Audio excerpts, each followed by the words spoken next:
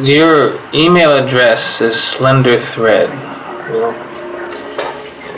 And if I understand that correctly, the author of those words is Jung. Is that what? Jung is the author of those words, Slender Thread. No. No? Because I thought Jung said something to the effect that, speaking in the late 50s, shortly before he died, 62. yeah, and you had basically, the way I diagram it for my students, when Jung died, you just draw the world and you draw missiles. You have the Iron Curtain, and you've got all of the technology and the Western, all of and it all stems actually from German technology, because we got all the same, and they've got all these missiles pointing at one another.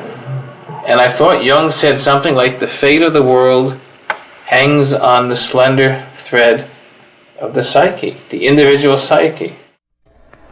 The world hangs on a thin thread, and that is the psyche of man.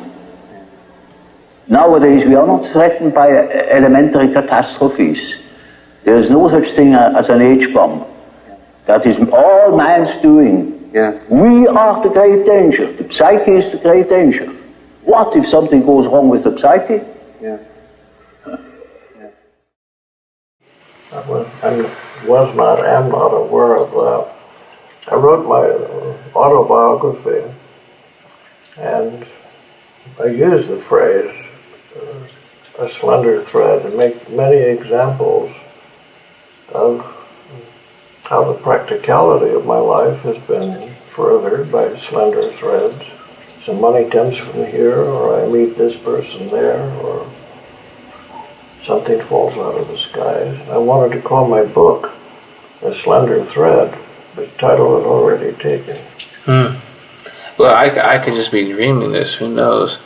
But I think the idea is sound, and I think that's, and I think that, I mean, I come from the world of the academy and the world where supposedly knowledge reigns king, and it doesn't. You can't study the very thing that is going to, I mean, to put it in your, in terms of, the one, the two-dimensional, three-dimensional, four-dimensional, the thing that's going to lead that evolution, the richest country in the world where everyone goes to college seemingly, you can't study this. No. There's no one to teach this. No.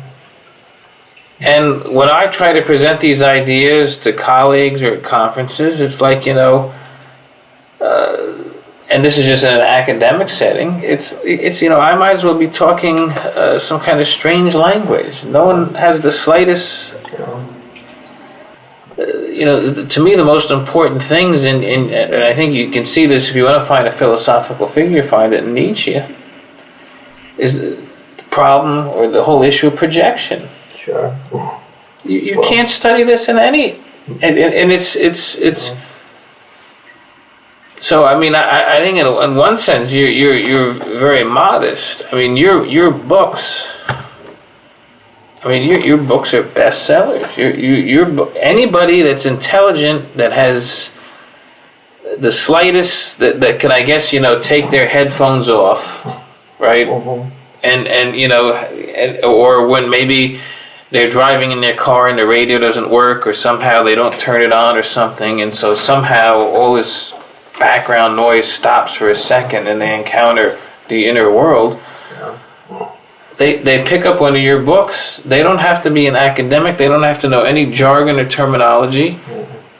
And you take them not only to something vital, but you give them, I think the whole key is practical. You give them, like Jung, no fear, practical advice.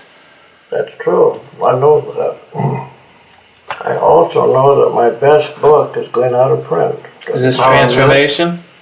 What? What's your best book? Transformation. Yeah. Your books can explain to an intelligent person. But it doesn't work. I don't know. Well, it doesn't work. You're going to have to edit this out. It doesn't work with my mother. Okay? I'll tell you this right now. Well, I'm not holding up any great hope on publishing. I've got 3 million books out now, scattered around. I don't think much else is going to happen. But you must be thinking in terms of something must be brewing in your unconscious, even if it's not another book, in terms of how it is the issues that you've been dealing with your whole life.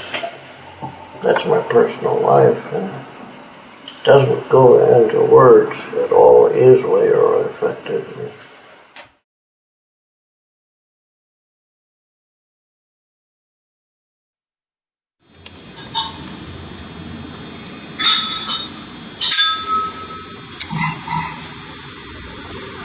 Well, it's okay because you don't drink wine. He made up for all those years of abstaining. Because I guess when he initially worked with,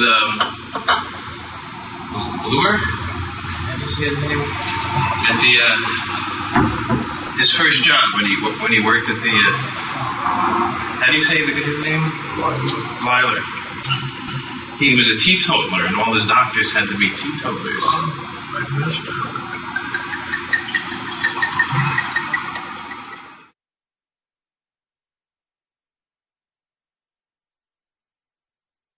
Because it seems you have a really... They gave up. Well, it does. I mean, the stuff I read doesn't need editing. It's very straightforward.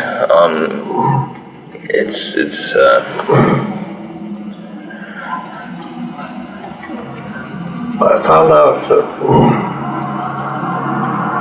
the contract was very inward matter. And it's attitude more than physical fact. Doesn't matter what kind of a bicycle I have in the garage or what garret I live in, but the attitude must be specific. I learned that.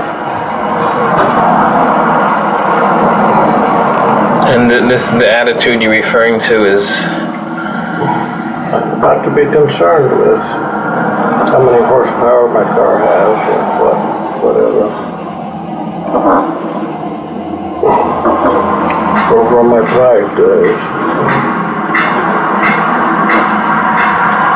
So you're saying it's a specific attitude of unconcern? I'm not...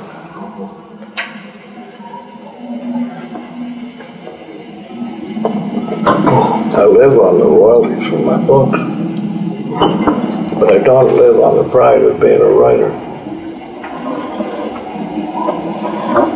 Well, you're keeping your end of the bargain. It's attitude. I found that out. I don't have to go sell my Prius or used Volkswagen or something. That's not the point. But there is a point.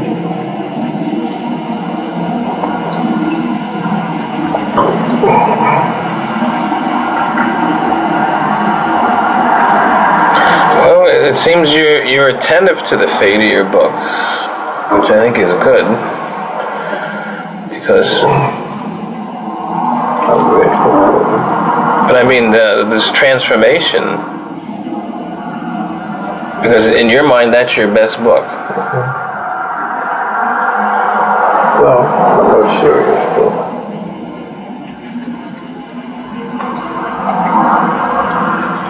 I talked this out with Harper, who has nothing but dollar signs in their eyes since